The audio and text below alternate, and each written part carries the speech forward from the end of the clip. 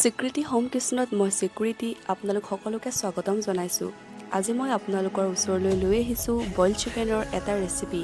আপোনালোকে যদি এই ৰেচিপিটো চাই ভাল পায় তেন্তে ভিডিঅ'টো লাইক কৰিব, শ্বেয়াৰ কৰিব আৰু কমেণ্ট কৰি জনাব মোক কেনেকুৱা পালে। নতুন নতুন ৰেচিপিৰ বাবে মোৰ চেনেলটো ছাবস্ক্ৰাইব কৰিবলৈ নাপাহৰিব। গতিকে আহকচোন আজি আমি এই বইল চিকেনৰ ৰেচিপিটো বনাবলৈ আৰম্ভ কৰোঁ।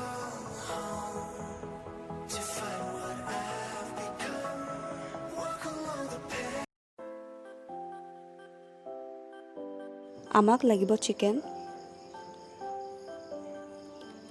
পিঁয়াজ আৰু আদা নহৰুৰ এটা পেষ্ট,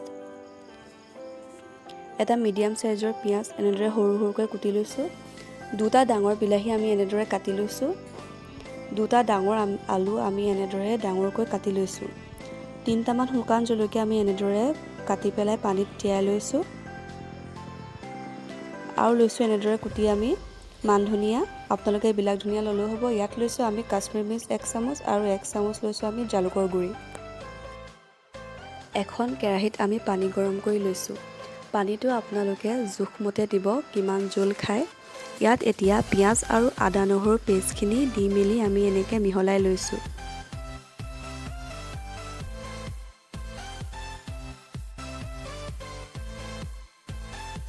এনেদৰে আমি পেষ্টখিনি 2 মিনিটমান সময়ৰ কাৰণে বইল কৰি লৈছোঁ।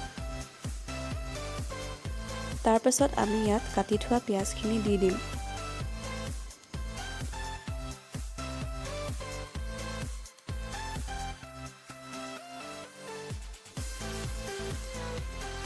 পিঁয়াজখিনি দিয়াৰ পাছত আমি ইয়াত বিলাহীখিনিও দি দিম।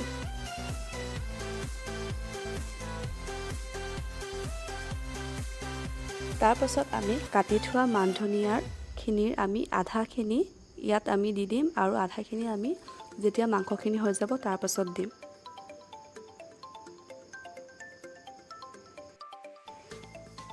এতিয়া এই গোটেইখিনি এটা ধুনীয়া উতল অহা পাছত আমি ইয়াত মাংসখিনি দিম। এয়া দেখিছে আমাৰ উতল আহি গৈছে। এতিয়া আমি ইয়াত মাংসখিনি দি দিছোঁ।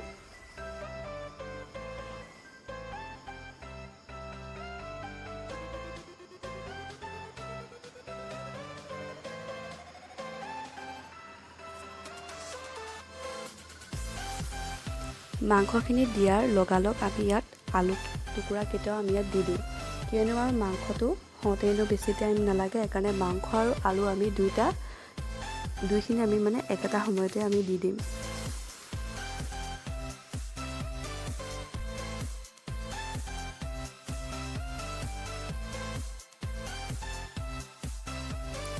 এতিয়া ইয়াত আমি জোখমতে নিমখ দি দিছোঁ।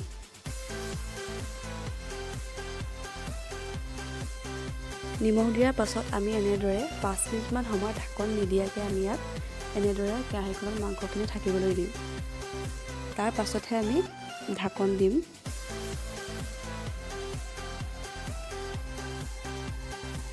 এতিয়া আমি ইয়াত ঢাকন দি দিছোঁ আমি 5 মিনিট সময়ৰ কাৰণে।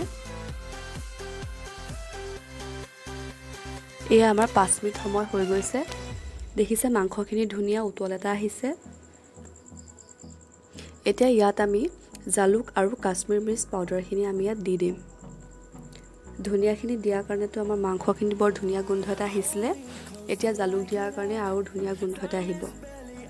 কাশ্মীৰ মিৰ্চ আমি ইয়াত এইটো কাৰণেই দিছোঁ যাতে বইল মাংসখিনিৰ অলপ কালাৰটো আহে। একদম শুদ্ধ বগা হৈ থাকিলেও মাংস পিচকেইটা খাবলৈ অলপ মন নাযায়। এতিয়া ইয়াত আমি শুকান জলকীয়া, পানীখিনি আৰু শুকান জলকীয়া কেইটাও আমি ইয়াত দি দিছোঁ। এনেদৰে যদি শুকান জলকীয়া আমি পানীত তিয়াই থৈ এনেদৰে বইল মাংসত দিওঁ তেতিয়া মাংসখিনি খাবলৈ বৰ ধুনীয়া হয়।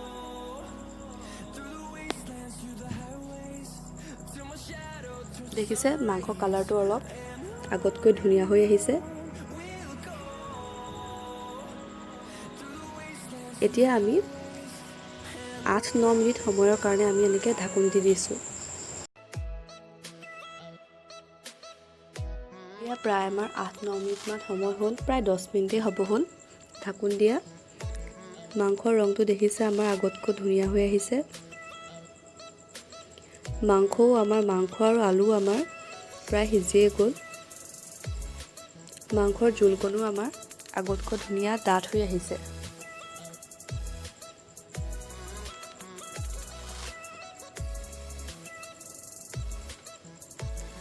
এতিয়া আমি ইয়াৰ আলু 2 পিচমান আমি ইয়াত ধুনীয়াকৈ আমি এনেকৈ ভাঙি দিম। তেতিয়া মাংসৰ জোলটো আমাৰ আৰু ধুনীয়া ডাঠ হৈ আহিব।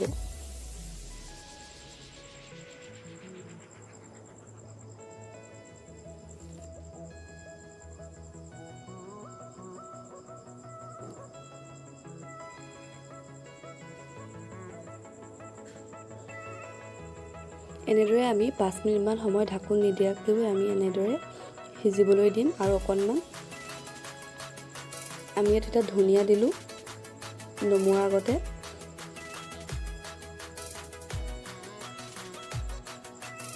এই আমাৰ মাংস অলৰেডি হৈ গৈছে।